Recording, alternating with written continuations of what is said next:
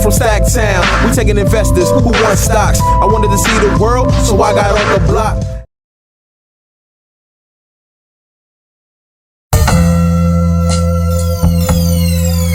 Yeah, staying true to what I said to do.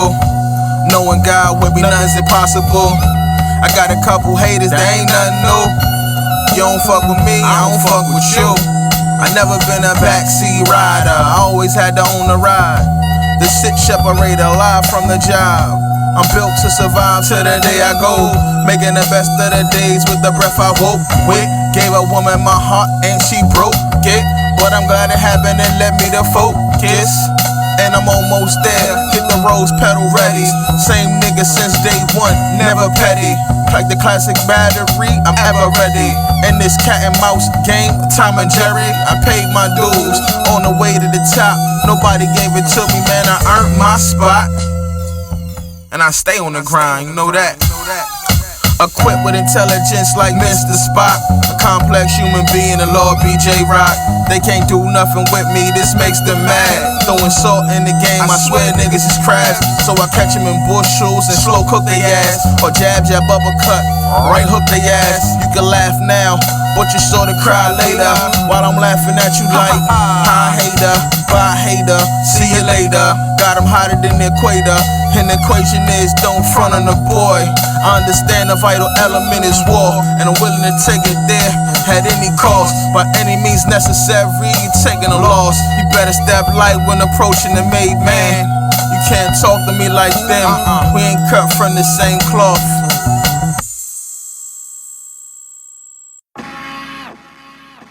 Is America gonna help us ever? You know, because I mean, we know for a long time it hasn't. Are they ever? And it's like all these things showing us no. Liberty and justice, better stand up for your rights. We still under repression, they just switched up the plight. They wanna silence me because I'm living really right. I won't break, I won't fall, I won't give up without a fight. I wanna cry, but I don't shed no tears. Instead I made a plan, the time is here. All that singing just opened the door. And now that we here, let's end this war. Have you ever had to make a tough decision? A decision that could land you financially disabled? A decision that could take you out of your comfort zone? A decision that could have people talking about you in a negative light? Well, I had to make that decision, not knowing where to believe me. And over time, I see that it opened my eyes to a new reality. Born in NY, raised in Harlem, I'm from the capital of crime, where trouble ain't hard to find. In fact, it's looking for you, and when it catch you, it's a rap like a aluminum for you. It's every man's ambition to get something to eat, but I don't want Mickey D's, I need me a king's feast. So until I accomplish my goals, I'ma stay with my goals. I don't care if it take till I'm 100 years old, I gotta get paid. I do this to boost the economy, I do it for the cheese. I don't care who fond of me, I need a monopoly to own state property. Start with America and then other poverties. The treasure in the word, you get knowledge to get rich. The psychology behind it that help you get full like grits. Digit after digit, multiply by hit after hit. Even if I got the auto-tune, my shit. Live. I'm just trying to live. Make 500. My exit strategy wasn't meant to be. I had plans to retire as a captain or a chief in the fire department. But after coming back to a hostile work environment, I had no choice but to create one. After releasing my first polished hip-hop project entitled Exit Strategy in 2013, my mind was set on achieving financial stability. I would achieve financial stability not from labor, but by seizing it from wisdom I've obtained over the years. My only chance at redemption would be solely based on content I created. I knew by November of 2012 that I had to produce times, dates, names, and occurrences of things that were happening to me as a DC firefighter. I created a journal and documented each situation I encountered starting October of 2012 up until my termination in October of 2014. In May of 2012, I started recording 100 songs. I wrote these songs between January 1st, 2014 and March 2014. I completed the project in July. I would then go on to shoot over 50 music videos to lay the foundation of J Scale's music. I would then continue to build upon my photography business plan. I knew music alone at the time wasn't going to pay the bills. In August of 2015, I would establish Stacktown Films. I would use my photography and video production skills to maintain income while I worked on my exit strategy memoir. I would use music and visual arts to communicate the tactics used by tyrannical leaders in the workplace. The world of mass media was at my hands. All I had to do was use the tools I had invested in. I implemented this strategy in order to avoid a tragic situation. I was having bad thoughts and refused to sing common and use vulgar language or violence to solve my issues. I had to use my mind, my creativity. Some people may not have the skill sets or other job interests. Some people invest their entire life into careers and decide to act negative in the event of termination. Others simply put up with toxic work environments and take it out on family and friends. This exit strategy serves to assist in identifying challenges as they arise so that the affected has a chance to defend themselves when necessary. I was scheduled to graduate high school in 2001, but was held back because of a DC history class I hadn't taken in the 9th grade. This would turn out to be a blessing because I didn't have a set plan in place. I was working with a mentor who showed me what I could have if I focused in on education. Soon after our meeting, I would go and pray on to God and ask Him, can I be paid to learn? Shortly after that, an opportunity presented itself where I could get paid to study anatomy, physiology, bioscience, and be compensated for it. Upon graduating, I was ready for the world. Before the hype and the record contracts, hip-hop existed in a way for inner-city kids to have fun. Freestyling and remixing songs, it's how I came up. Battling came next, the first major change up. I never took it serious till I learned Think and Pay.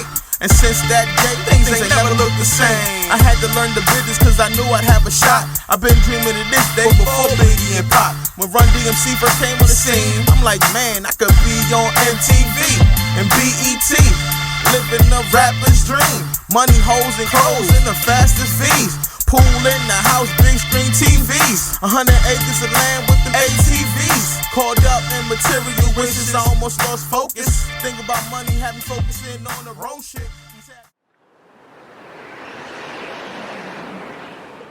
Witnessing the actions of the brave men and women of FDNY shaped me into who I am today. I've seen many heroic feats performed by firefighters, including fire rescue and talking people out of committing suicide. These rescues would serve as a mental note to help those in need. Years later, something greater would manifest.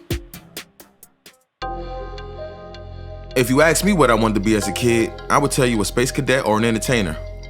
Hip-hop and astrology have always been in my life.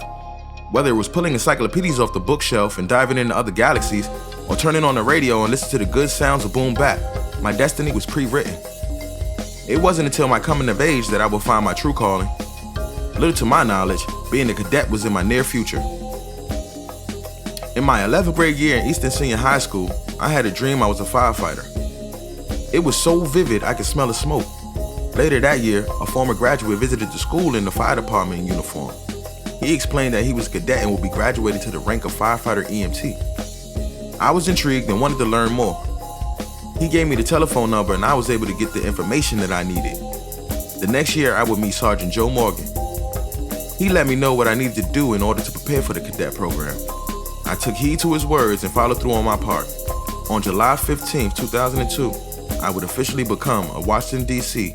Fire and EMS cadet. I told y'all once, I told y'all twice. It's about overcoming what you've been through and fighting what you gonna go through. You gotta give it 110%. Whatever you do, I'm ready for whatever should come my way. I'm riding in cruise mode on life's highway, escaping the crooked regime in the hands that beat. Tempting, trying, testing me. I got no patience for your lying ways. I got no patience for your childish games. I got no patience, no the time of day. Matter of fact, I ain't got no rhymes or ways. Life too short and I ain't tryna fade away. I'm on mission, get commission from my position. Optimism with precision from my decisions. And I'll be winning, chilling like a villain on a couple 100 million with a big butt Brazilian. I know they laughing at me now. Same people gon' want autographs after a while. So I smile because I know my worth. And where I'm going, 110% is what I give it. I reach a sweet spot and I push it to the limit. I treat it like a real game and not a scrimmage. Practice how you play, and if you start something, finish. 110% is what I give it. I reach a sweet spot and I push it to the limit. I treat it like a real game and not a scrimmage. Practice how you play, and if you start something, finish.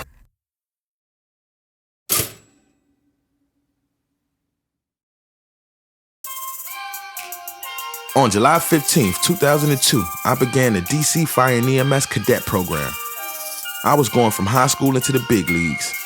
The cadet program lasted a year, and for those who completed the courses, were granted the opportunity to become a member of the DC Fire and EMS department. During the program, cadets obtained our National Registry EMT, Firefighter 1 and 2, and Hazardous Material Awareness and Operations certifications. Cadets also participated in departmental rotations where we were exposed and acclimated to all aspects of the fire department. The transition from boy to a man was here. With instructions from former cadets who were now ranking members, myself and 21 other cadets started our journey to become professional firefighters and EMTs. We would start our days at 0700 hours with physical training, followed by firefighting 1 and 2 courses. We would finish our days with hands-on training and reviews. This fast-paced environment was new and exciting to me. I woke up every day motivated to learn something new. Upon completion of firefighting 1 and 2 and hazardous material awareness, we were split up and sent on rotation. During rotation, I met the men and women who keep the ship afloat. I spent time at the communications division, at the public information office, the property section, and at engine and truck companies throughout the city. I was learning how the chess pieces moved and how they complemented each other. I was able to get the bigger picture of what goes on in the city and what it takes to manage one. After rotation was over, we were formally introduced to emergency medical services. Obtaining our national registry would determine if we would qualify to be professional firefighter EMTs. I took keen interest in EMS because I know this is where I can make a difference. Seeing death at a young age and being helpless to do anything filled me with ambition. The love of learning made ingesting medical knowledge effortless. I would sit in front of the class taking notes and recording lectures. Cadet Class 9 will also become DC's first EMTAs. We were taught how to start IV lines, administer medications such as albuterol, Ventolin, and oral glucose. I completed the EMT course and obtained my CPR AED and my EMTA certifications. The day we were all waiting for had arrived. We graduated on July 15, 2003 and were given our assignments. My first season as a DC firefighter EMT was here. I was appointed to Engine Company 8, Platoon 3. My shift fell on the day I graduated, so I had 3 days to prepare. I stopped by the firehouse to meet the crew later that day. I was nervous walking into the firehouse, but made it through the door. A new journey in life was set to begin. The time to live the dream was here. Have you ever had a strange feeling of excitement? A mixture of curiosity, surprise, and awe? Coming from where I'm from, I would call and see this as a blessing. After graduating for the second time in 2 years, I was on my road to success and plowing toward greatness. This ain't just start, man, I've been getting money. While niggas was chasing hoes, I was getting money. While niggas was playing sports, I was getting money. Never had much support, so all I knew was getting money. Trying to turn nothing to something, I'm a creator. It started with a thought and then I turned it to some paper. A lot of people hate, don't give a shit about a hater. A lot of people hating, but it don't give me no paper. I'm stuck to my grind like glue, nigga, oh, I'm confident I'm worthy, I don't wanna be you. I make a lot of moves, set my own hours, I'm my own boss, yup, the money and the power. Knowledge was the key, now I'm eating like a clump.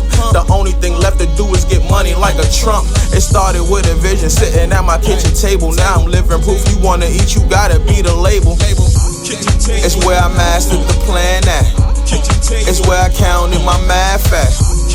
Where I created my craft at. Shared jokes and laughed at. That's where I set the mood.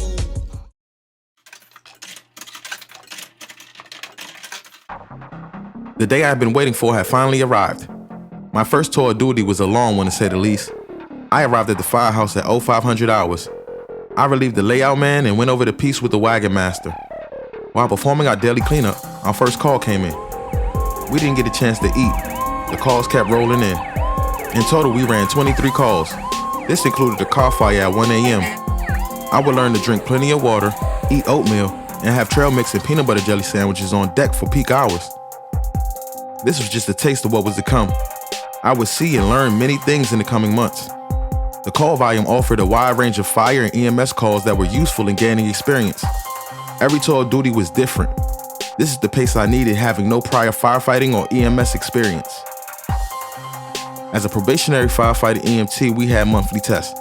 The tests were designed to make sure we were familiar with tools and appliances, pump and truck operations, box alarm running routes, and that we were familiar with our battalion and adjacent battalion firehouses.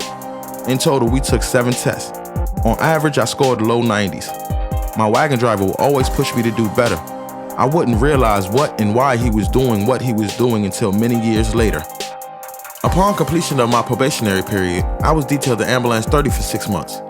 A former class member and I were given our very own EMS unit for 24 hours.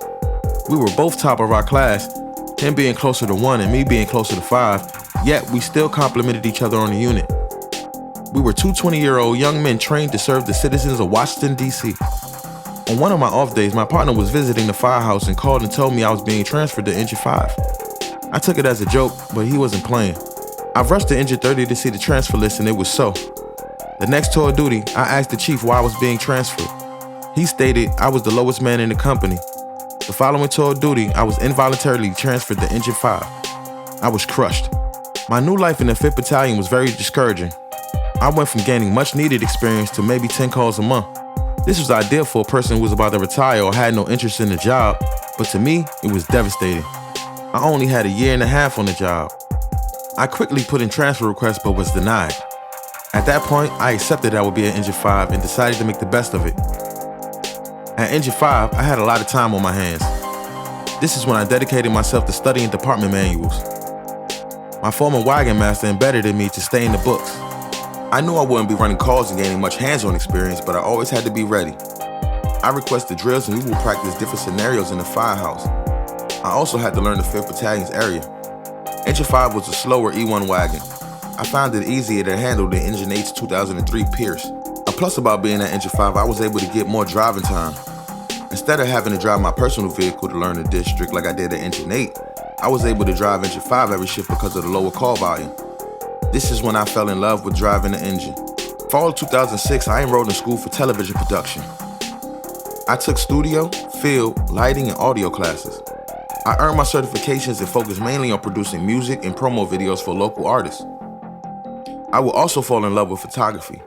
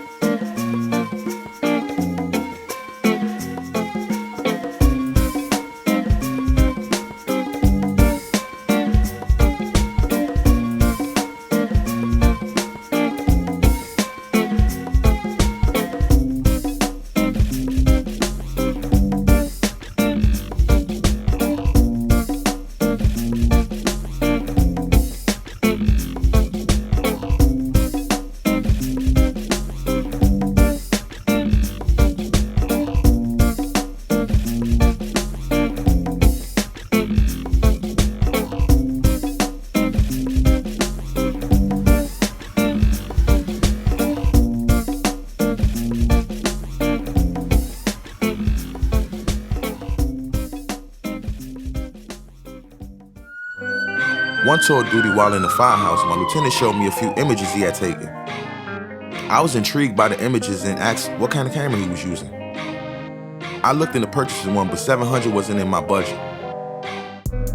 I decided to get a point-and-shoot camera to test the waters. Photography became a way of escaping reality by capturing the beauties of life. Photography encouraged me to walk and see more land. A few months after purchasing my first point-and-shoot, the lens opened while in my running coat on the call. The lens was done for, so I decided to purchase my first DSLR. I was adapting to Engine 5. It was turning out to be a good fit. The members of Engine 5 loved the energy and the youth I brought to the firehouse. I didn't gain much firefighting or EMS experience, but I did learn many life lessons from the good people I was around. I was able to focus on school. I also gained a hobby in photography and found a way to escape the trauma of seeing death and gore. Photography became my way of escaping reality by capturing the beauties of life. Things were going well when one day I received a phone call. The 5th Battalion chief asked me would I like to be transferred to Engine 7. I was given the option to volunteer or be involuntarily transferred. Nobody else wanted to go to Engine 7, so I accepted the transfer. In 2007, I was reassigned to Engine Company 7, Platoon 2. The pace of this firehouse was not too slow and not too fast. It was a great way for me to get back into the swing of things. I once again had to learn running routes and building layouts. What my wagon master had instilled in me was showing. I treated every new firehouse like a probationary period. I was getting paid to learn. My high school prayer had been answered. In June 2009, the wagon master at Engine 7 was set to retire. This meant a tech position was going to be available. This was a beautiful thing because I had been studying since day one. I was overconfident and studied light though. I would go on to fail the first test. To my luck, no one else passed the test. This opened the exam to the rest of the house. Later that evening, I received news that I was going to be a father. I now had competition and motivation. I learned from my past mistake and didn't take it lightly. As suspected, the competition and I were only ones to pass the in-house exam.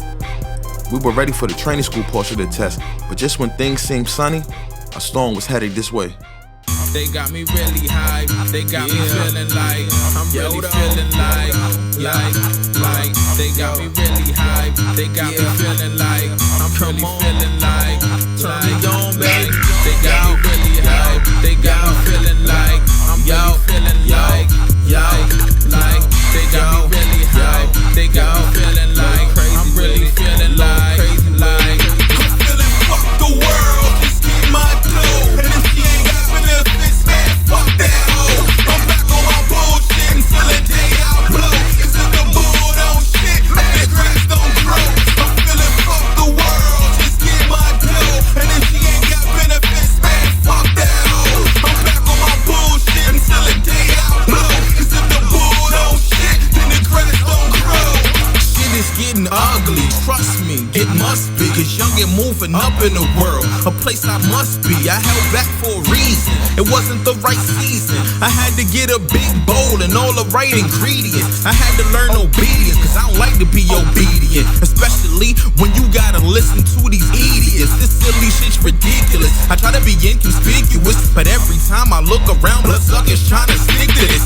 Fly below the radar, I try, but it's kinda hard to do when you always be high. Yeah, I always be high. Yep, I always be high. Shit, I always be high. Man, even when I'm not high. KFC or Popeyes, I love some chicken. I love getting chicken, but I don't love no chicken. And I don't like pigeon. I damn sure hate duck, except for the ones who bringing back Daddy Buck. I'm feeling fuck the world. Just keep my dough. And if she ain't got benefits, man, fuck that hoe. I'm back on my bullshit until the day I blow. Cause if the bull don't shit, man, the grass don't grow.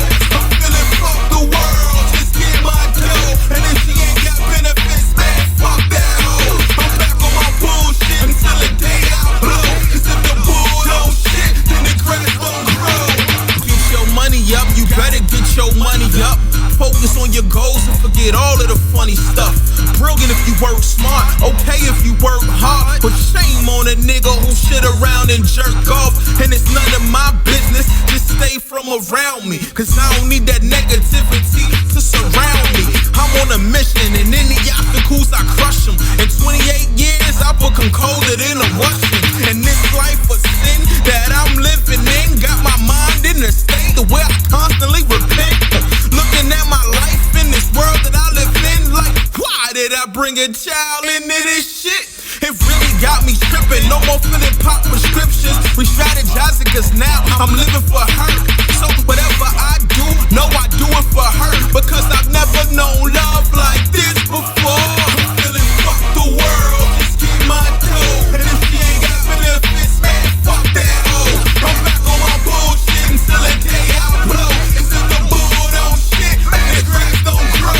I'm feeling fuck the world. Just keep my dough. And if she ain't got benefits, man, fuck that hoe. I'm back on my bullshit until the day I blow. Cause if the bull don't shit, then the grass don't grow. Sometimes I feel like I've been through this before. I sit and reminisce like, man, the past was raw. Like I already achieved goals. Got stacks on tours, had a name on billboards, even wrote film scores. I'm preparing for something, no time seems better. Let's see what happens from investing some cheddar. Darkness before the light, but the sun will shine. But while sitting in the shadows, never idle your time. Better stay on your grind for someone else had your spot. spot. Hustle every which way, cause money can't stop. Residual income is a primary asset. Yo, play your cards right, don't ask back. Play your cards right, homie, don't ask back. Play your cards right, homie, don't ask back. Play your cards right, homie, don't ask back. Don't ask back, don't ask back. I'm feeling fuck the world, just get my dough. And if she ain't got benefits, man, fuck that hoe. I'm back on my bullshit until the day I blow. Cause if the bull don't shit, man, the grass don't grow. I'm feeling fuck the world, just get my dough. And if she ain't got benefits, man, fuck that hoe. I'm back on my bullshit until the day I blow. Cause if the bull don't shit, then the grass don't grow. I'm feeling fuck the world, just get my dough. And if she ain't got benefits, man, fuck that hoe. I'm back on my bullshit until the day I blow. Cause if the bull don't shit, man, the grass don't grow. I'm feeling fuck the world, just get my dough. And if she ain't got benefits, man, fuck that hoe. I'm back on my bullshit until the day I blow. Cause if the bull don't shit, then the grass don't grow.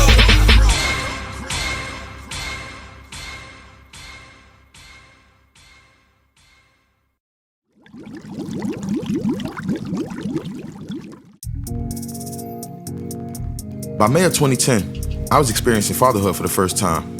My daughter was newly found motivation. I now had someone other than self to provide for. By January of 2010, I earned my television production certifications, completed my photography business plan, and I had focus and was plowing towards success. I was up for promotion as a wagon driver, scored average on the sergeant exam, and was on the road to completing all of my set goals. But you know that old saying, there's always a calm before the storm. I knew that when I passed the tech exam, I would have to take a urine test. The same stood with passing the sergeant exam. The department was also conducting random urine tests. I was playing with fire and was starting to feel the heat. I had to make a decision and make one fast. I had one opportunity to let the department know that I was having issues, so I decided to go for it. On May 28, 2010, I tested positive for use of marijuana. I was placed on administrative leave on June 3rd. Instead of honoring the contract I signed, I was denied the option to enroll into a drug program. My one opportunity was never granted. I sought advice from many members of the fire department and they all told me the same thing. I can't beat the charge. I should resign. Things seemed dim when a lieutenant I had previously worked with reached out to me. He explained that if I followed his instructions, I wouldn't lose and I would keep my job. I was instructed to treat my case like a job and work on it 8 to 10 hours a day. With his instructions and a determined attitude, reading, writing, and research would become my life in the coming months leading to my trial board. The evening before my trial board, I was talking with my lawyer on strategy. We spoke about possible outcomes of the trial board. He asked me did I want to resign and I said no. He went on to say if I were terminated, I would have a black mark on my name. I expressed to him, I'm a black man in America. I was born with a black mark on my name. I told him I'm not scared to fight a fire. Why would I be scared to fight a case? We ended the conversation and met up the following morning. We fought the case and by God's grace I wasn't terminated. Instead, the zero tolerance policy that had been put in place had been reversed. Now, instead of getting terminated, you were granted the opportunity to go into a rehab program. Everyone before me resigned and everyone after me were allowed to go into a program. I was given 1,176 hours suspension. I served the suspension from July 2011 until December 2011. For the first time in 9 years, I was without an income. What made matters worse, I seemed to find this trouble after having a child. I applied for many jobs during the process but couldn't find any work. When my 6 months of saving went dry, I was forced into homelessness. I was speaking with a friend about my situation and she heard my cries. She then made arrangements for me to stay at her mother's house. With this blessing, I had less to stress about. My plan was to complete my suspension and get back in good grace with the fire department. My main priority was securing housing and making sure my daughter's essential needs were taken care of. In July 2011, I was blessed with a lead photographer position at a studio in Washington, D.C. I was able to earn income and build my portfolio. I worked at the studio until my suspension was complete. I wanted to maintain employment at the photo studio, but when the fire department found that I was working, they made it harder for me to maintain both. After completing my suspension, I had to undergo a drug program and drug screen once a week. I completed the drug rehab program and was labeled a casual smoker. I would learn a plethora of lessons in substance abuse. I listened to stories from other participants and took a deeper understanding of addiction. I was able to leave the program with a better understanding of how traumatic life events could trigger substance abuse. In addition, I had to see a psychiatrist once a month outside of the fire department. Once I completed that process, I was scheduled to take a urine test and meet with another psychiatrist at the police and fire clinic. During my meetings with the police and fire clinic psychiatrist, I was diagnosed with adjustment disorder. These meetings would last a little over a year. After completing all re-entry requirements, I was detailed to the training academy for refresher courses. I learned a lot about myself during this period and was able to use the knowledge when I returned to duty. On the ambulance, I was able to relate to patients and give my personal experiences as examples. Those who dealt with substance abuse were not alone. I looked for the good in bad situations and made the best of what was given. Little did I know I had opened a can of worms and lost the lid. When you don't feel welcome, you don't feel welcome. What do you do next? Add to the stress load or alleviate some stress by smoking chemical F? Wait, smoking weed isn't the option anymore. How am I going to swing this one?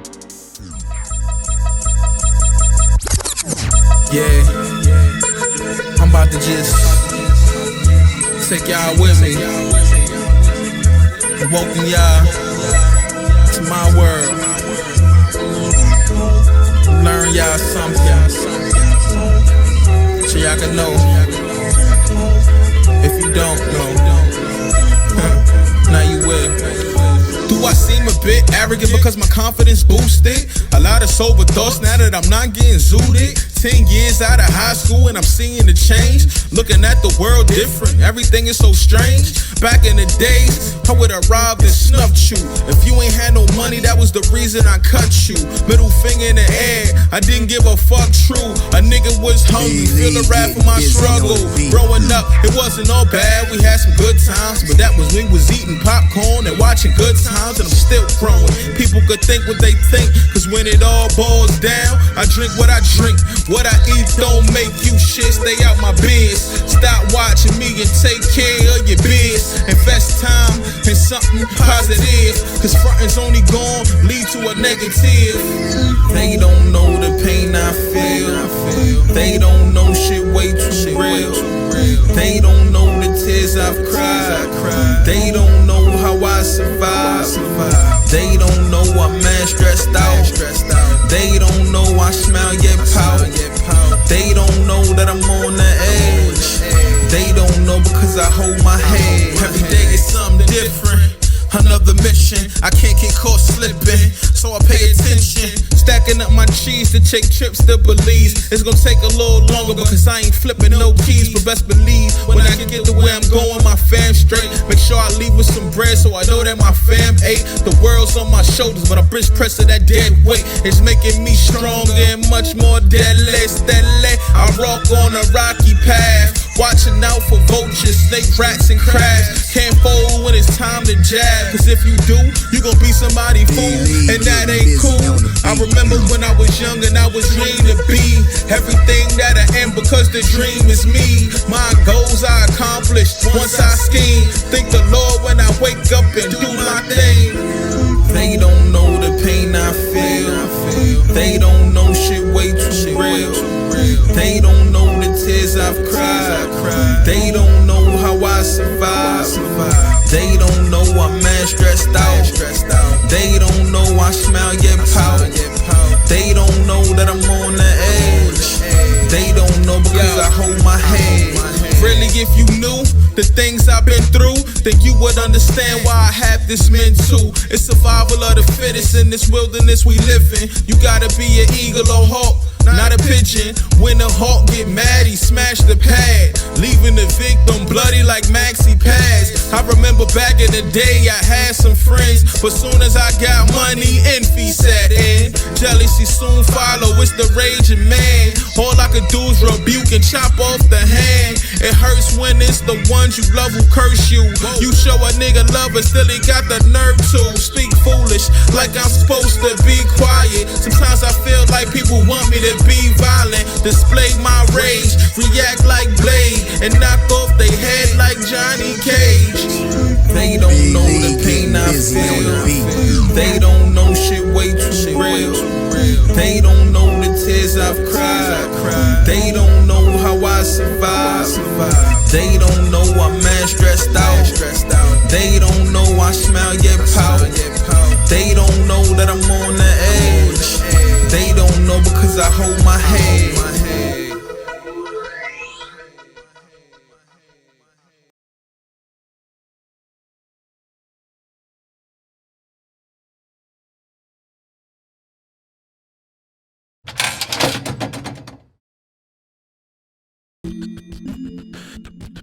Nobody loves to go to work all the time, but there's a difference between routine workplace hassles and the working environment that stresses you out to the point of illness. When I'm right, I'm right, and when I'm wrong, I'm wrong. I took my charges and did my suspension without playing the blame game. I accepted responsibility for my actions. I knew I would be under the microscope, and I accepted that because I chose to smoke weed. I've done the work of 2 or 3 people and received little or no appreciation. As the youngest member of Engine 7, I passed the tech exam, scored average on my first promotional exam, and took lead on EMS calls. I've built relationships with children from Engine 7's neighborhood and even had a non-official program in which I would fix kids' bikes when I worked on the weekends. I was using my blessing to inspire others. I kept a positive attitude and told myself, act like a probationer and I would eventually be left alone. But knowing my job and doing my job wasn't enough. Dealing with constant gossip, office politics, and use of spies would eventually leave me feeling angered and overwhelmed. I was reporting for duty every tour to a toxic work environment which seemed to have no end. I became hopeless. In November 2013, after receiving multiple charges from the same chief, I asked him did he have a problem with me. He replied, well, Justin, some people only respond when you take their money away. You should be lucky you have a job. If it were up to me, you wouldn't have a job. I expressed to him that I never caused trouble in the firehouse. I've never had an accident or missed a call. I've never received a complaint from civilians or fire department members. I also expressed that I did in fact want to be a firefighter and his actions were prohibiting me to function at my full capacity. This happened upon receiving disciplinary papers for an up-and-coming trial board. I had confirmation that the battalion fire chief didn't have me in his best interest. I was angered by his actions but made it through my 24-hour shift on the ambulance. Soon after our conversation, I would wake up in a depressed state. This was my tipping point. I couldn't go into a new year with this madness on my mind. I became anxious and couldn't endure impending doom. On January 1st, 2014, as I lay in the bed, shivering in an unfinished basement, I shed tears and asked the Lord for forgiveness for what I was about to do. At 0600 hours, I called and informed the officer to place me on AWOL. What was is, but what's a man to do when his back's against the wall? Will there ever be an end to this madness?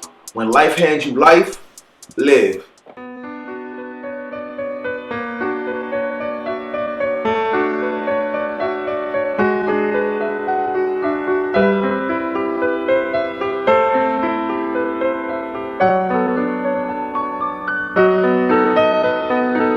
I be having these crazy dreams. I be having these Crazy dreams. I be having these Crazy dreams. I be having these Crazy dreams. I be having these Crazy dreams. I be having these Crazy dreams. I be having these Crazy dreams. I be having these Crazy dreams. I be having these Crazy dreams. I be having these Crazy dreams. I be having these Crazy dreams. I be having these Crazy dreams. I be having these Crazy dreams. I be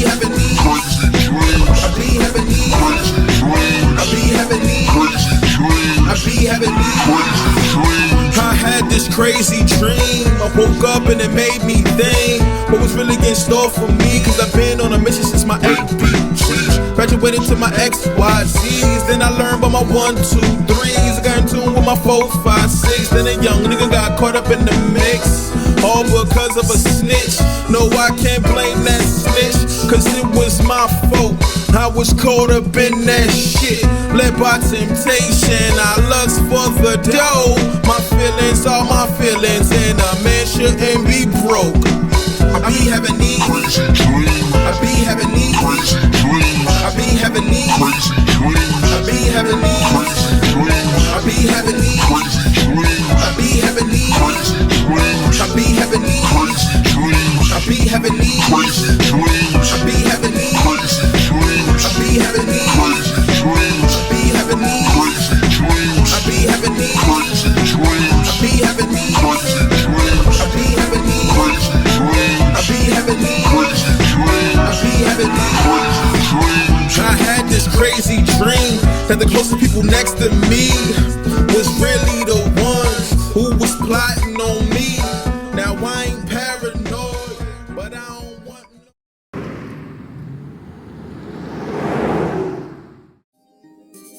I found myself in deep water.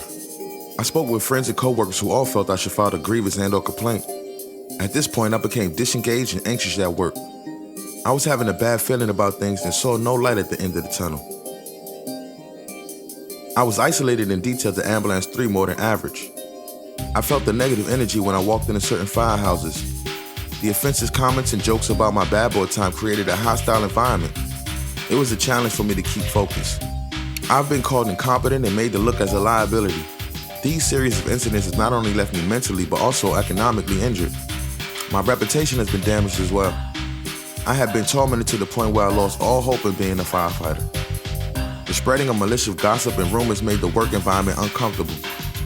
On January 1st, 2014, I woke up feeling sick to my stomach and crying. I had an ill feeling about going to work. I know if I requested EAL, my battalion fire chief would deny it. I know if I went to the PFC on sick call, I would risk being put on extended sick leave and forced back into duty. I weighed my options and decided it was best to call off work. I called at a respectable time and informed the officer that I would not be reporting for duty. He asked me to take off sick leave or EAL, but I told him, you know like I know, the chief is going to grant me leave. The officer expressed that I had to play the game. I told him it's not a game, it's about my sanity and my livelihood. He recommended the Employee Assistance Program. I expressed that the EAP couldn't make the fire department give me a decision or get the chief to stop attacking me. The anxious feeling was still with me the following tour, so I called off again. I was ordered by battalion fire chief not to report back to duty until I completed a fitness for duty examination at the police and fire clinic. I was instructed to contact the police and fire clinic for further instruction. I spoke with the chief and he stated he never heard of a chief requesting a fitness for duty exam. He then said he would get back with me. I immediately called Engine 7 and spoke with the officer in charge. I informed him that I spoke with the chief at the police and fire clinic. I instructed the officer to make a journal entry stating I spoke with the chief and he said he would get back with me about a fitness for duty examination. The weekend ended and I had not heard back from the chief. I spoke with him on Wednesday of that prior week, so on Tuesday morning I decided to contact the chief again. I was told again he had to get more information and he would get back with me. I contacted Engine 7 and spoke with the officer and instructed him to make a second journal entry stating the chief would get back with me. After the second tour of AWOL, special reports were sent to the chain of command. I never received a phone call from the police and fire clinic, so I made no further contact with the fire department. By the 10th tour of AWOL, I was officially charged with abandonment of duty. On February 14, 2014, I received a phone call from the officer of the fire chief from the fire chief himself. He asked me why I had been AWOL. I told him I was going through a lot and I didn't want to bring it to work. I expressed I made the wrong decisions in the past and they were coming back to haunt me. We set up a meeting, we were able to meet in person. Upon reviewing my file, he immediately saw a pattern and said, "Oh, they messing with you." I was shocked before I could say anything. He knew what was happening. He asked me what would I like to happen. I asked what could happen. He looked at me and said, "I can't make this disappear. It'll be all over the news." The best he could offer me was a last chance agreement. A last chance agreement meant that if I wouldn't get in trouble for 3 years, I wouldn't have to deal with the AWOL charges or other pending charges. I said, "You'll see what's happening, and if I fart or sneeze wrong, I'm gonna be put on charges." Yeah. Beat man, yeah, that's me. Hip hop, trapping, R&B. That's true. Tell the competition, R.I.P. Just Beats Productions now on the scene. It's Just Beats. Hustling, whipping up the percussion. It's Just Beats. Soon to be the topic of discussion. It's Just Beats. Really ain't no time for the bluffing. It's Just Beats. Holla at your boy when you need something. It's Just Beats.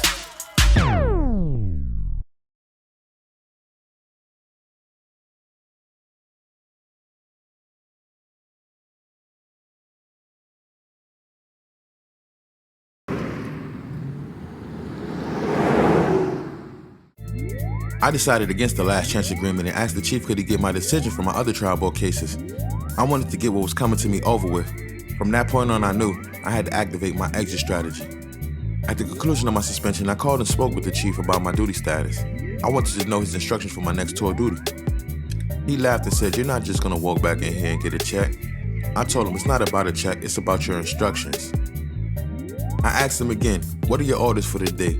He told me I was not to report to duty until I had a fitness for duty exam.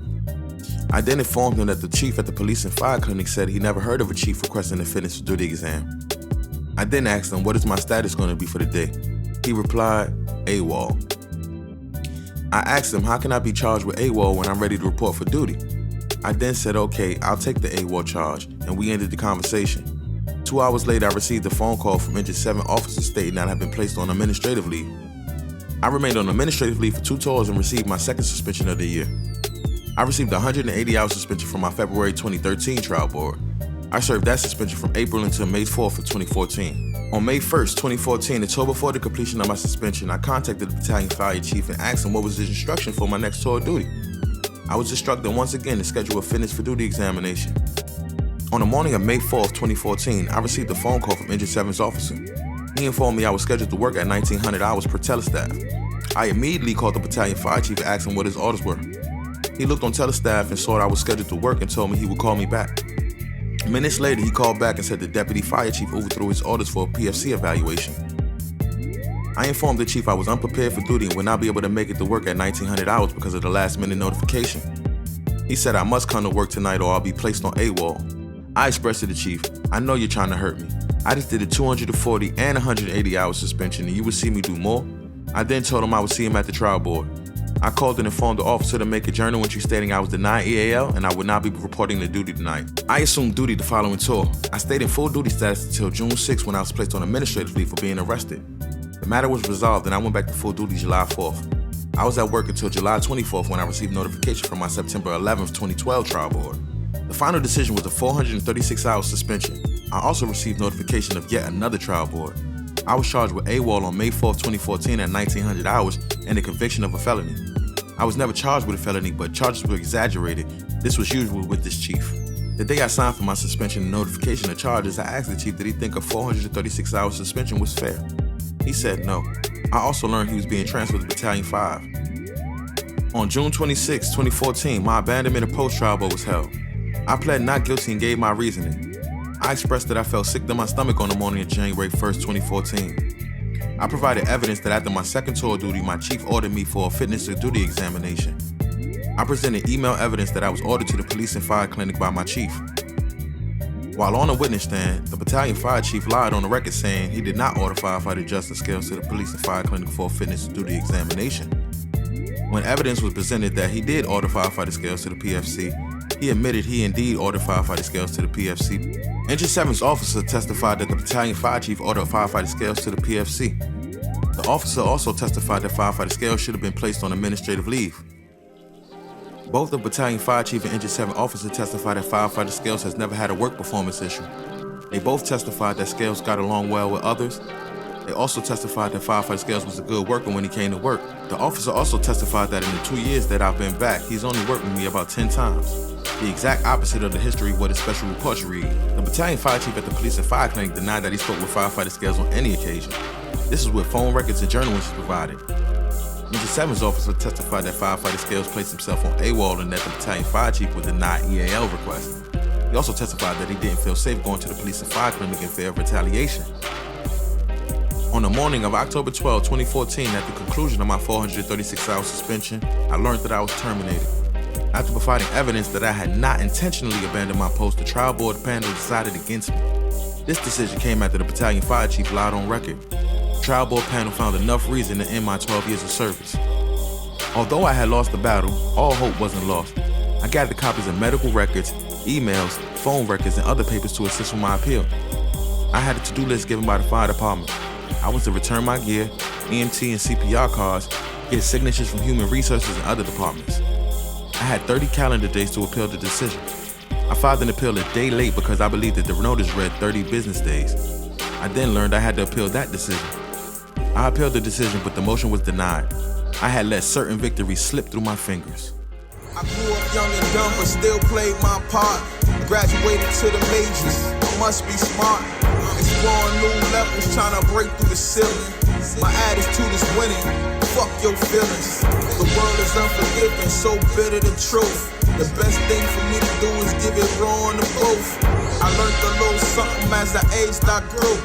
I'm blinded by the times, but still prevail through. Witty as they come, I know the rules well.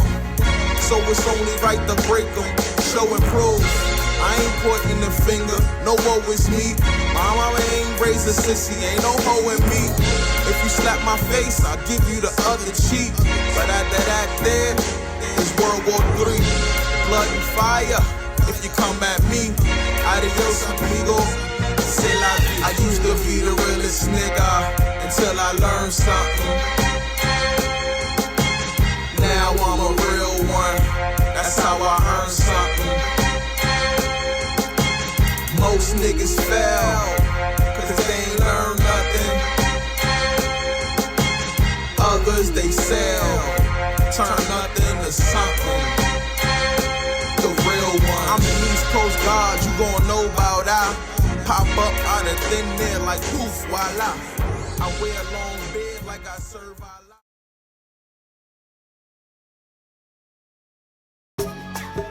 The people who knew the rules knew that union officials did a great job at creating a fair system by putting up guardrails. I never anticipated we would have chiefs that would just throw away those guardrails. I am disappointed in the final decision. I understood that there were crooked dealings being played, and as the years flew by, I realized I had unfinished business to attend to. I have a story to tell, and it will be heard for generations to come. They will want to know what I did. The truth deserves light. Years after my exit from the fire department, I'm still haunted by the actions of ranking members. Reminiscing on my experiences as a DC firefighter, I believe wholeheartedly that if a supervisor doesn't like you, he or she will inflict financial injury upon you purposely. With that in mind, I made a vow to never give anyone power over my financial situation. I made up in my mind to be my own boss. I found the courage to leave the nest and fly abroad in search of my own meal. This way, if I failed, it was all on me and not because of the poor decisions of man. Live free or die, because one day, my fate will be sealed anyway. People have made assumptions on how and why I was terminated without pertinent details. As I assess the situation, all I can come up with is I got weak and didn't fully protect myself. I should have written a special report about the chief lying at the trial board. I should have filed an EEO complaint. I should have not had faith that the trial board members would see the truth and acknowledge what was going on. I was naive in thinking that the right decision will be rendered. I now realize it is imperative to protect yourself at all times from every angle. What I do have from this experience is a paper trail left by ranking members of the fire department. This would show a pattern of abuse of power. It's now up to me to provide the facts of what I endured leading up to my termination. There is no reason I still shouldn't be rising through the ranks. The truth will be heard. The time for redemption has arrived.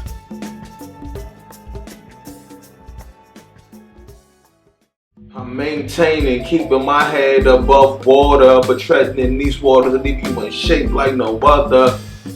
They say I was digging a ditch with my actions, but what they didn't know that ditch was actually a foundation. What can I do but stay true? I've been about that money, been about that bread, I'm hungry. I need a full course, everything else for the marches. Keep it real funky, it's all about the money. Money making chick, money making chick. I've been about that money, been about the bread, I'm hungry. I need a full course, everything else for the munchies.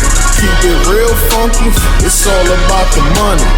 Money making shake, no you cannot get them from me. I'm at the top of my class, no fretting on the pass.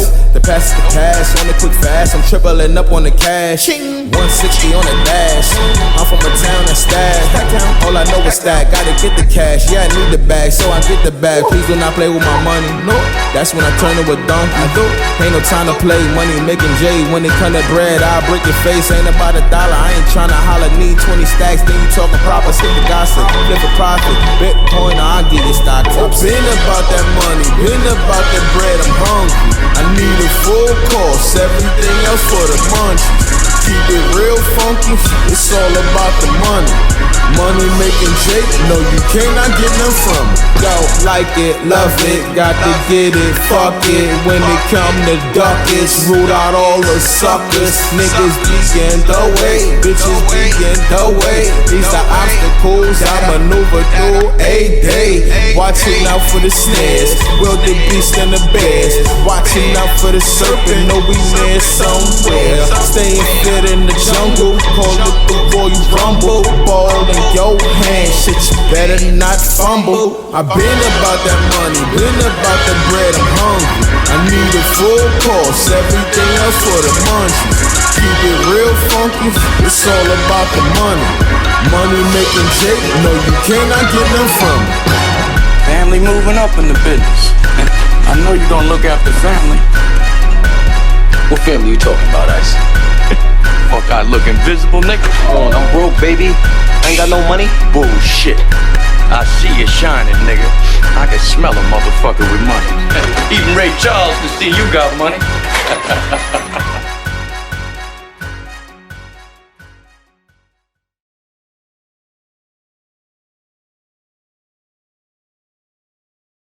Yo, I'm from Stagtown. We taking investors who want stocks. I wanted to see the world, so I got on the block.